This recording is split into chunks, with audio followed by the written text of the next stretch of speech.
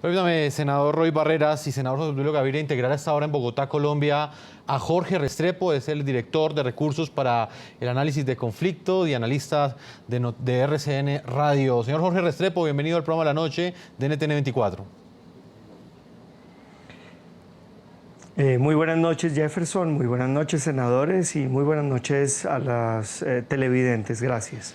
Señor Jorge Restrepo, ¿hasta dónde cree usted que lo que ha sucedido en esta localidad, en esta zona rural del departamento de La Guajira, en Conejo, donde las FARC hicieron política con armas, hasta dónde afecta esa confiabilidad, esa confianza que diferentes sectores de la sociedad colombiana esperan tener en esos eventuales acuerdos de paz que se firmen eventualmente el próximo 23 de marzo? Y se lo pregunto porque precisamente en este mismo instante se están discutiendo esas zonas donde se concentrará las FARC.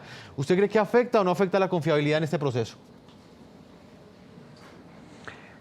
Sí, yo creo que la afecta y la afecta severamente. Yo siento que no estamos viendo la dimensión que ha tenido esta crisis. Es una crisis de tipo político y en eso tenemos que diferenciarla de lo que fue la crisis de tipo militar que se vivió, por ejemplo, con el secuestro del general Alzate. Pero crisis está en proceso de resolución y sin lugar a duda va a dejar heridas en términos de la confianza que tiene depositado el gobierno nacional, la delegación negociadora en la palabra de las FARC, va a dejar herida la confianza que había logrado construirse en la ciudadanía, en que este proceso había avanzado en términos de parar el conflicto en los talones y reducir la violencia. De manera que yo creo que es una crisis seria, pero que nos llama a tratar de proteger este proceso de paz, sus avances y lo que promete a futuro. De esta crisis puede salir algo muy positivo.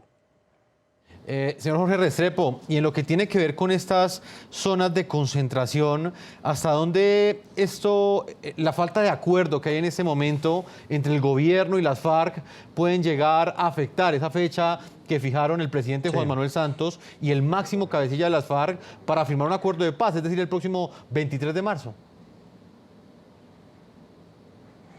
Digamos que esto es bastante improbable que se logre un acuerdo definitivo, incluyendo unas zonas de concentración para el 23, es casi menos de un mes, porque ese acuerdo tendría que ser redactado, digamos, en los próximos 15 días.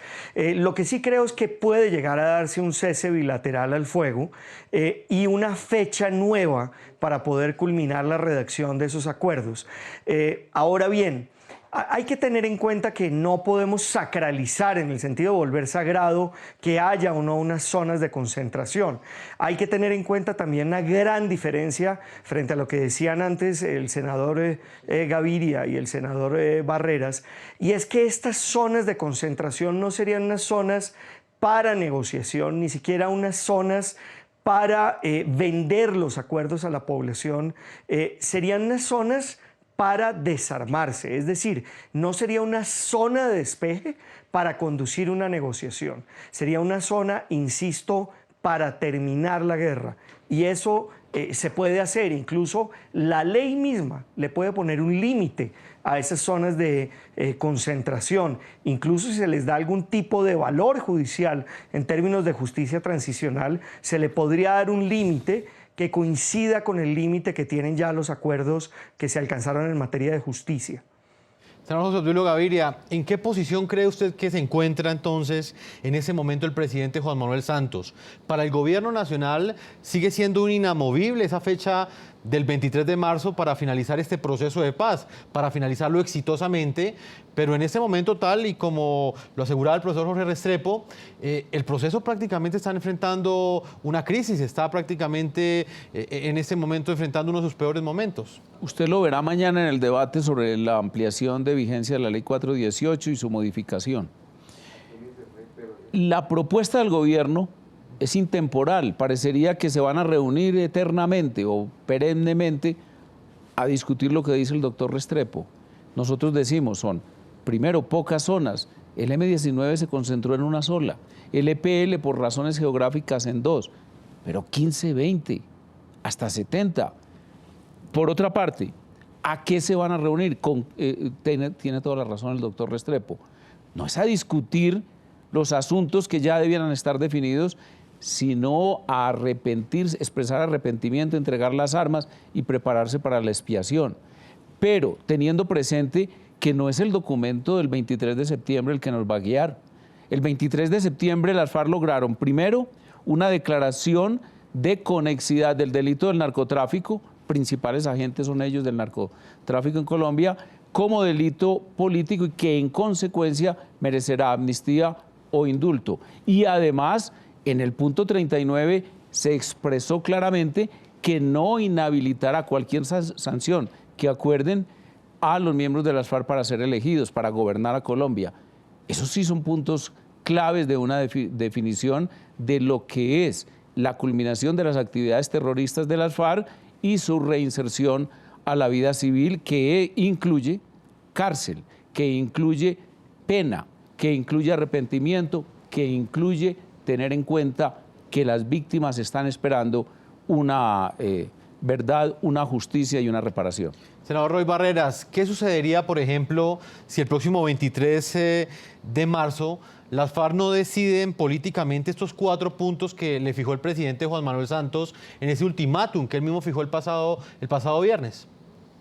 Tengo que volver a decir que no hay plazos fatales y que después de 60 años parece que la discusión sobre si son 8 semanas o 12 semanas es una discusión bastante secundaria.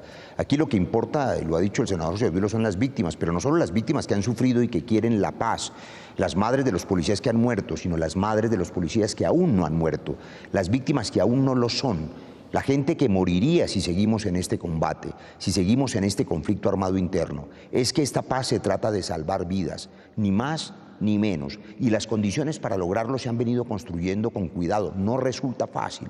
Los últimos minutos de un embarazo, que es el parto, son los más difíciles. Estamos en esos momentos, pero ojalá salga bien, para bien de Colombia.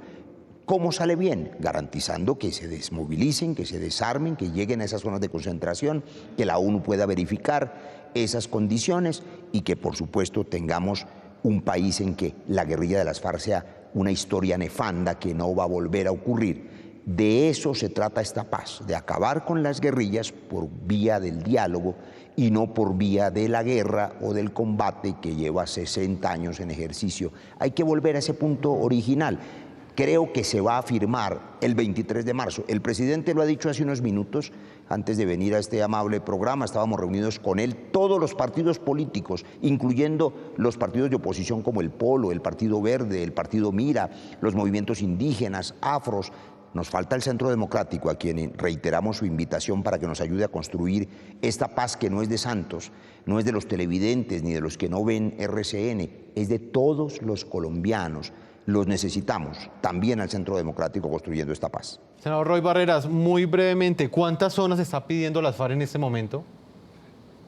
Yo creo que ellos quisieran 70, 80 zonas que son absolutamente inviables porque las Naciones Unidas no podría verificar semejante cantidad de zonas, que es donde han estado históricamente, reitero, porque no es que vayan a llegar allá, es que llevan 60 años en ellas. Por eso es que ha habido que desplegar una fuerza militar de 500.000 hombres y mujeres, que es el ejército colombiano, para poder intentar contenerlas. Y ni así pudo hacerse, salvo con los bombardeos de la Fuerza Aérea, que fueron los que le dieron en el último tramo del gobierno del presidente Uribe, siendo ministro de Defensa Juan Manuel Santos, los golpes más certeros al llamado secretariado. Ahora se trata de que se concentren en menos zonas, yo creo que no deberían ser más de una docena, donde Naciones Unidas pueda verificar la dejación de las armas, la desmovilización y la reintegración a la vida civil. Profesor Jorge Restrepo, director de Recursos para el Análisis de Conflictos. Le preguntaba hace un momento al senador José Obdulio Gaviria en qué posición estaba jugando entonces el presidente Juan Manuel Santos. ¿Usted cree que las FARC se aprovechan de alguna forma en este momento de la negociación de ese afán implícito que tiene el presidente Juan Manuel Santos de sacar adelante este proceso de paz? Yo diría que sí, pero no del afán del presidente Santos. Se aprovechan del afán que tenemos en la sociedad colombiana de terminar esta confrontación armada. Es un afán que saben aprovechar muy bien. No hay que menospreciar la capacidad política y Además, la amenaza de la violencia con la que aún cuentan las FARC para arrinconar a la sociedad colombiana en este proceso. Por eso creo que es muy importante apoyar la posición negociadora del gobierno nacional, que ha sido una posición vertical en el sentido de que el proceso tiene que acabar pronto. Y es más, yo diría que la sociedad colombiana le debe exigir a las FARC que hagan una declaración de renuncia irrevocable a la violencia y a la amenaza del uso de la violencia. Es decir, quienes tenemos que ser más papistas que el Papa en esto, no es la oposición, digamos, al proceso de negociación, es la sociedad colombiana, pero exigiéndole a las FARC, que son los responsables de esta última transgresión política, a lo acordado en la mesa de negociación con el gobierno, pero también que son los responsables de la violencia. Y tenemos que exigirle que la dejen, porque, insisto, este es un grupo guerrillero que tiene una habilidad política enorme y que la sabe utilizar. Es más, coincido con lo que dice el senador Barreras, llegando al final de la negociación es cuando mayor riesgos hay en esta negociación. Riesgos de un atentado terrorista que la descarrile, pero también riesgos de que, llegado el pan a la puerta del horno, vuelvan a pedir ellos, por ejemplo, una constituyente. Si la piden, no me extrañaría, diciendo además que, de lo contrario, si no se les da una constituyente en sus condiciones, vuelven a la violencia. Pues vamos a hacer una primera pausa a comerciales. Debo despedir al senador Roy Barreras, que nos estuvo acompañando en este primer bloque del programa La Noche. Senador, muchas gracias por haber estado con nosotros. Muchas gracias a todos ustedes, que la paz sea con todos nosotros. El senador tiene otros compromisos, nosotros vamos a hacer una primera pausa comerciales. Cuando regresemos vamos a continuar con el profesor Jorge Restrepo y con el senador José Obdulio Gaviria, analizando los otros puntos claves que hacen falta en esta negociación. Uno de ellos tiene que ver con esa exigencia que mantienen las FARC. Ellos piden una asamblea constituyente para refrendar esos eventuales acuerdos de paz, y por otra parte el presidente Juan Manuel Santos continúa defendiendo la idea de un plebiscito. Vamos a leer algunas de las respuestas que llegan a la pregunta que planteamos el día de hoy. ¿Creen ustedes que las FARC cumplirán el compromiso de firmar el acuerdo de paz final el próximo 23 de marzo? Vamos a leer algunas de las opiniones que nos llegan a esta hora a las cuentas de nuestro equipo periodístico. Yoli Parra dice: firmar un papel es una cosa, el compromiso de cumplir es otra. Con tanta incoherencia, desacuerdos, tendremos peor de lo mismo. Jesús Tejada nos dice lo siguiente: no interesa esa fecha, lo que vale es la cesación del conflicto y él llegará este año. Y damos una opinión más. Otoniel Gutiérrez dice hasta ahora: por supuesto que no. La estrategia de llegar a Conejo a hacer política tiene como objetivo dilatar el proceso de paz. Precisamente sobre este punto estaremos hablando en el próximo bloque. Una pausa y ya regresamos a este programa La Noche. Ya regresamos con La Noche.